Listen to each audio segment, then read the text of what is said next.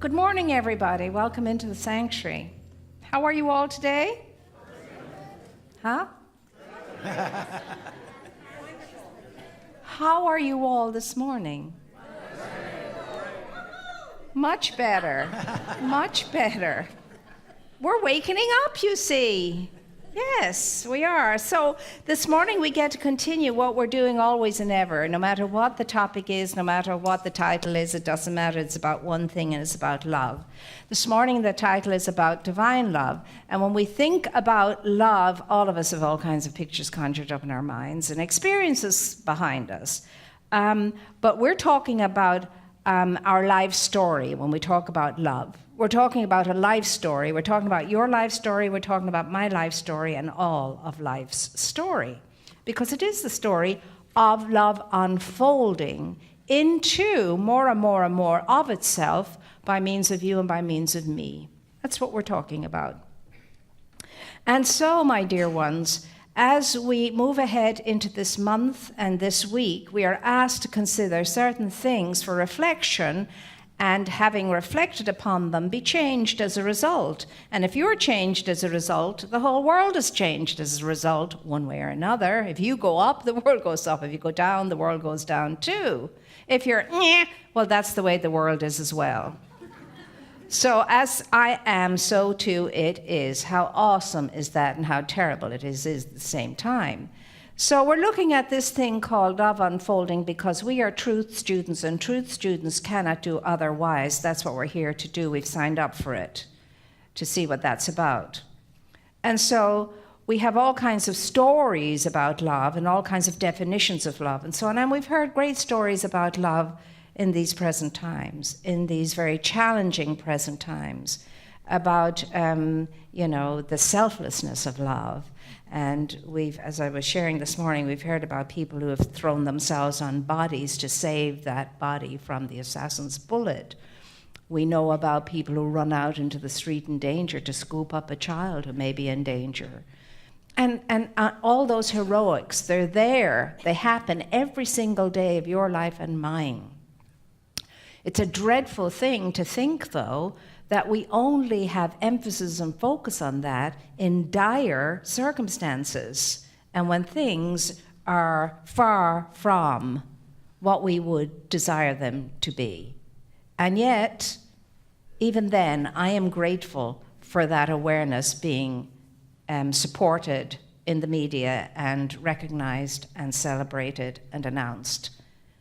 But I believe that every single one of us in this room could absolutely measure up to the heroics, like Father Maximilian Kolbe, who in the concentration camps of Germany, when the roll call was called for the people who were going to be sent to their death that day, it came to the last man being called, and he knew who his name was on the list, and it was the last name, and he was shaking and quaking and so on. And Father Maximilian stepped forward and he said, I would desire to take the place of the next person called on the list.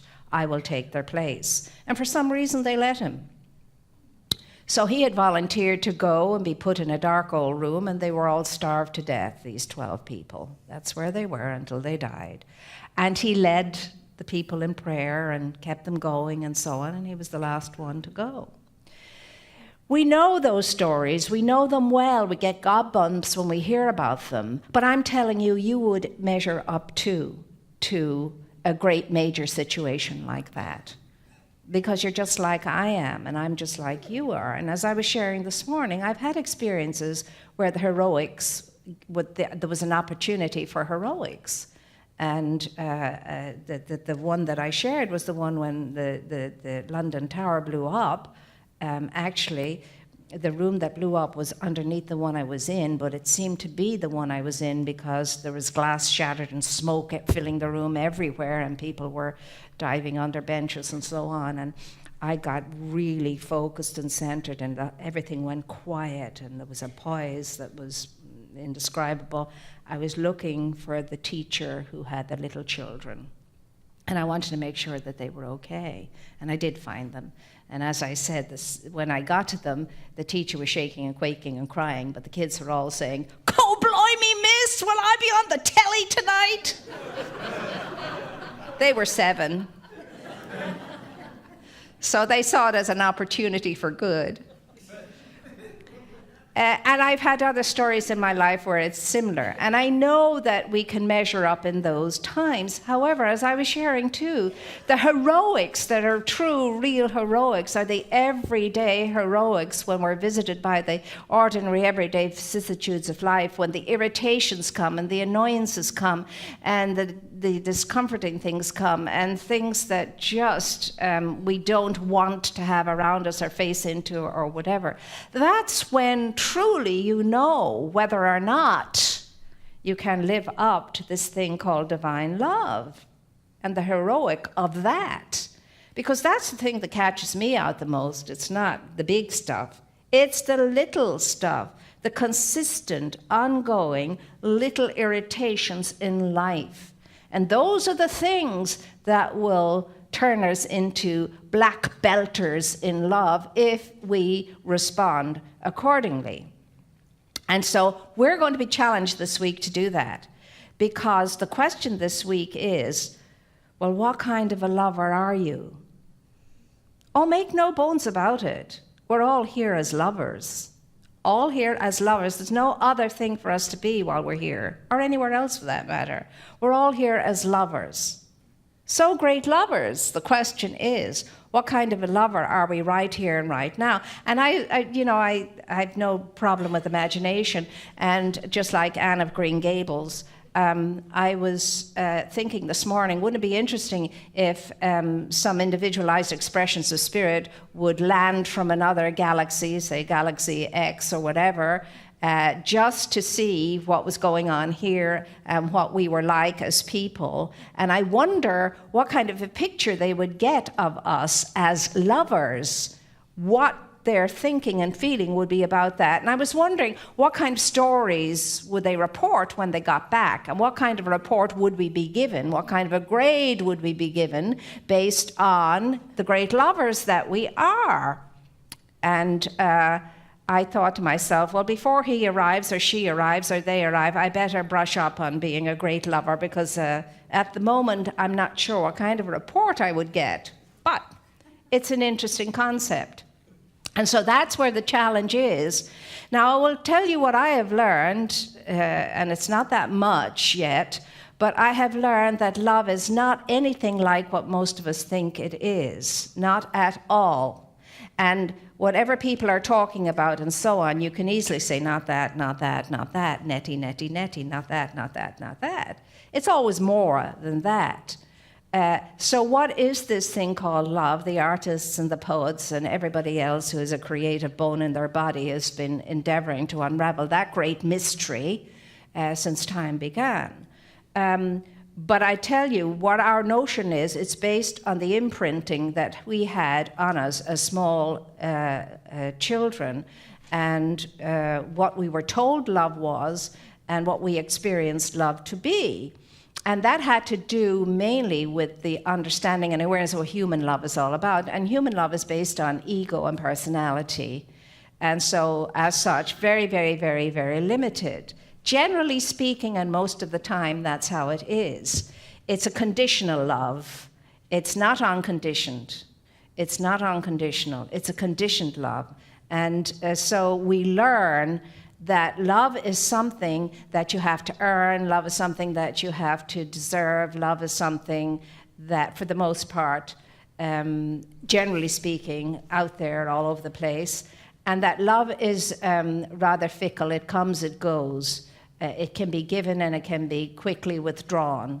And so the idea is I have to go out, in order to experience what love is, I have to find love. I have to find it so that I can experience it. So I have to get somebody to love or have somebody come and love me. It's a thing I have to give and it's a thing I have to receive, and that's how I'm going to experience it. And of course, that's totally off the wall, not true. Because how can the full cup be filled any fuller? And each and every one of us is a full vessel. There's no room to fill it with any more because it's already full to capacity. So how can love go out seeking love? Love is love, like the diamond is the diamond, as I was sharing this morning. The diamond is not running out there to find its luster and its glow and to find out, whether it has this tone or that tone or the other. A diamond is just simply a diamond. It's the diamond, it always will be the diamond, and there's nothing more to the diamond except the diamond itself. It doesn't have to go to find its luster, its radiance anywhere. And love does not have to go out there to find love anywhere either. I am it, you are it now. Whether we understand that or not, whether we believe it or not, whether we think it or not, whether we feel it or not, it's the truth. You are love now. And you're its wholeness, its completeness. There's nothing missing. What's missing is the recognition of it and the identification with it. First two steps in spiritual mind treatment: recognition and identification. Love is all there is, and I am one with love. See, here's the thing. There is only the one thing, the one life, the one power, the one presence, the one energy, the one infinite intelligence. There's no two. There's only one. After one, there's nothing else. There's only one, no two. So you and I, as truth students, are coming into unraveling the mystery of life, the mystery of love, the mystery of the light that all of it is. And we do it better when we come together and create this vortex of energy. On our own, we're capable of it. But when we come together, it's where two or three are gathered. There's greater energy in the midst. There's greater love in the midst. There's greater light in the midst, and so on. Because you and I are points of power. And as many as come together, the greater the power is, the experience is. So what you and I this week are looking at is whether or not we kind of are open to even thinking about this, far less believing it. How could I be love in its entirety? How could I be that kind of unified expression of being when my life is in such a shambles, and so on? Your human personality, egoic life is, but not your true essence, your true life. And so what happens is that you and I are sucked into the human experience to the actual disregard of the divine experience. And so we're still going outside of ourselves to seek this and seek that and get the other and so on.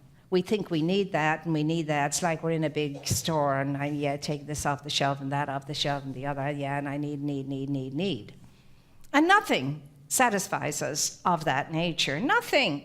You're never going to find love out there. Love is never going to come at you from out there. Here's where you find love.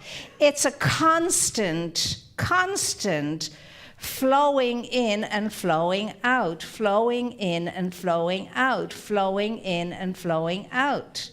And not just in one direction. Here, think of the point of power here and think of it coming up like this and down and back up again, but all around you.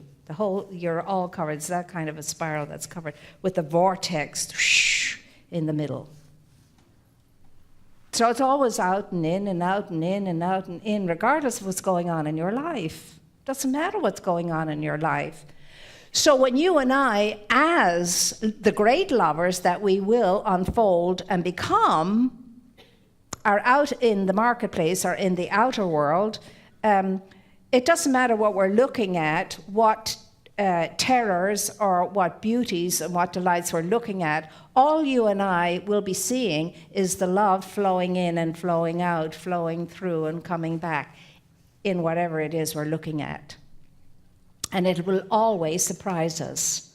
And so that's why I never fail to be surprised when I find in broken ground and dirt and dust and something like that, a little flower and a green shoot coming up through it all. Where's my mind then? It's not on all the dirt and the broken stuff all around. It's on that beautiful thing that's right there. And you find love in the most unexpected places. You find light in the most amazing darkness. You find peace in the most disturbing of circumstances when you are open to being the conduit for the inlet and the outlet of the divine love, the whole love, the unconditioned and unconditional love that is available to you and to me and is everywhere present. It's an amazing thing. And yes, I know there are people in here who are heartbroken just now. There are people in here who are struggling with all kinds of circumstances that are adverse. There are people in here who perhaps cried themselves to sleep last night. And yes, I'm talking about you and the amazing magnificence of the essence and the power that you are. And I'm reminding us all that if we surrender it and stop being attached to it, clenching it closely to us, making it our own, and giving it up and releasing it and letting it flow into all that light that's moving through us, we will come out of it advanced as a result of it. That's the way it works. It always does, but you can't take my word for granted. You can't believe just because you've read it. You can't believe just because you've heard it. You can only believe because you've experienced it. And the way you experience it is to give it a shot. Take your shot. Give it a shot. Try it out. Put it to the test. And don't do it once and come to me and say, I tried it, but see, it doesn't work. Ask anybody who works in a laboratory how many times they do the one test over and over and over and over and over and over again. They never give up until they get a result that they want, that they've had faith and belief in all the time that they would get eventually. Edison, hundreds of bulbs, hundreds and hundreds and hundreds of bulbs before one lit up and stayed alight. So it's in you, and you have it, and no one has more of the opportunity than you have. So you have to stop making excuses and saying, well, it's easy for them because. It's not easy for anybody. It's a challenge. It's planet Earth. It's school. And in order to get the grades and pass on to the next grade, you have to do your work. There's no getting around it. And I'm here, and I have to tell you the horrible, dreadful news. I have to beat you up with the hard, terrible news. That you're amazing. You're awesome. You hear me saying it all the time. I'm not saying this to make you feel good. I can't make you feel good anyway. You're perfectly okay. There's not a bother on you. There's nothing wrong with you. And the reason why this is terrible news is now you have to live up to that and start living by that. That's what makes it dreadful. You can't hang on to your excuses anymore. You can't keep blaming whatever anymore. It's more easy to put up with being told you're a sinner. There's an excuse for you because you're a wretched sinner. What else could you expect? I mean, that's much easier to contend with. But to be told you're magnificent and awesome and terrific and great and intelligent and that a great good life is there for you if you would only embrace it, well, that's a whole horse of a different color.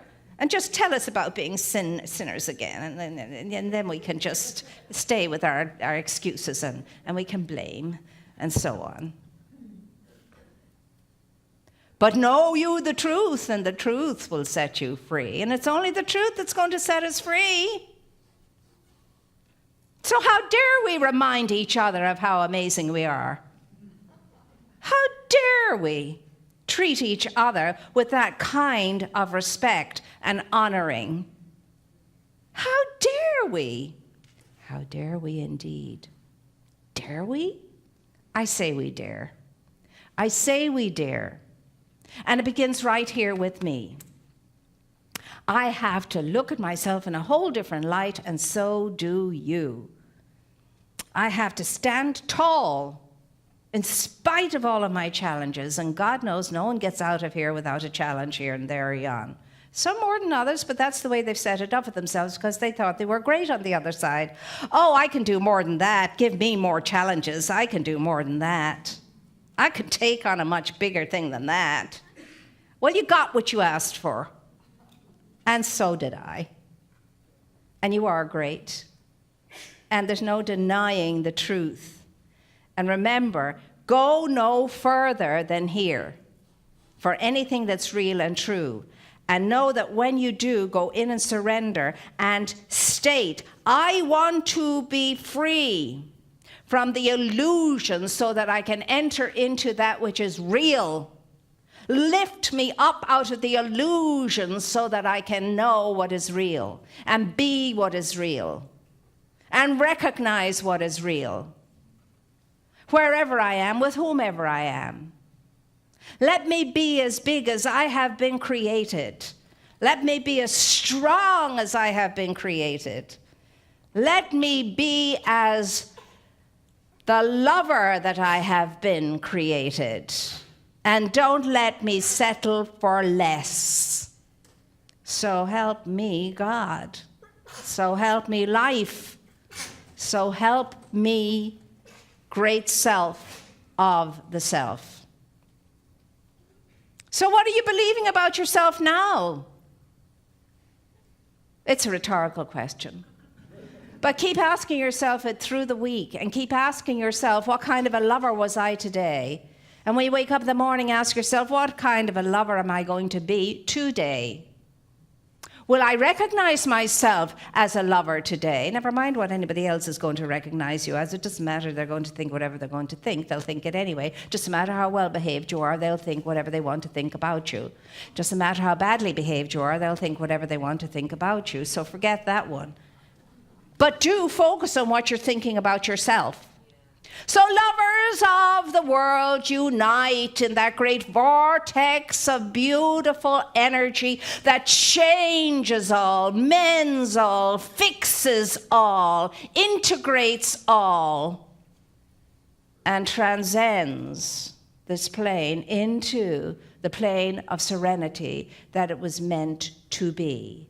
It is not going to happen by anybody coming from outer space or inner earth or anywhere else. It's going to happen by you and me transforming ourselves and each of our transformers uniting to create the great big blast of light and life and love and peace and beauty and power and all that good stuff and cover this earth with that blanket of all of that. And then one day we'll all wake up and we will have been changed and changed for the better. You're it. You are it. You are the promise that is to be fulfilled. You are the means to the end. You are the way. You are the life and you are the light and you are the truth. And that's it. And so it is.